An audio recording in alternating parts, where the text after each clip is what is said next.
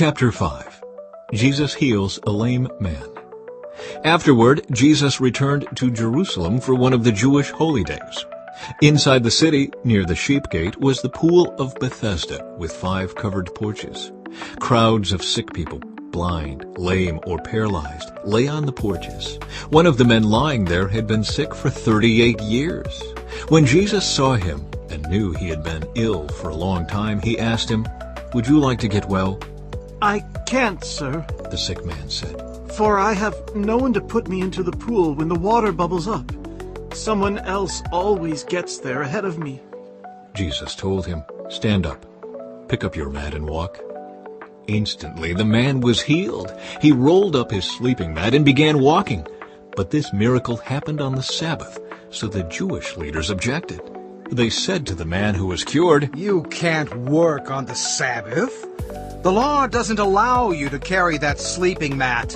But he replied, "The man who healed me told me, 'Pick up your mat and walk.'" "Who said such a thing as that?" they demanded.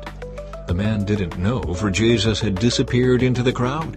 But afterward Jesus found him in the temple and told him, "Now you are well, so stop sinning or something even worse may happen to you." Then the man went and told the Jewish leaders that it was Jesus who had healed him. Jesus claims to be the Son of God.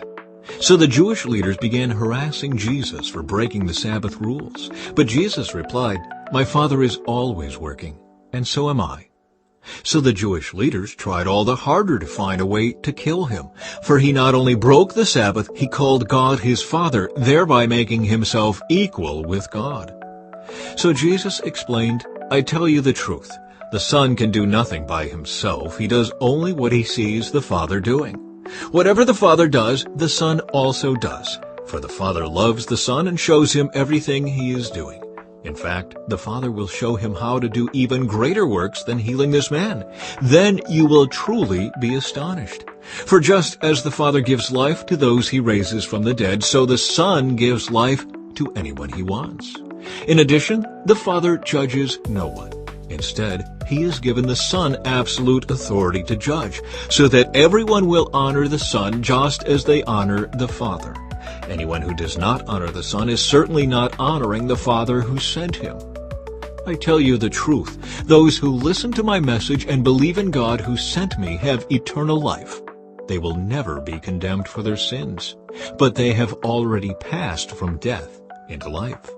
And I assure you that the time is coming, indeed it's here now, when the dead will hear my voice, the voice of the Son of God.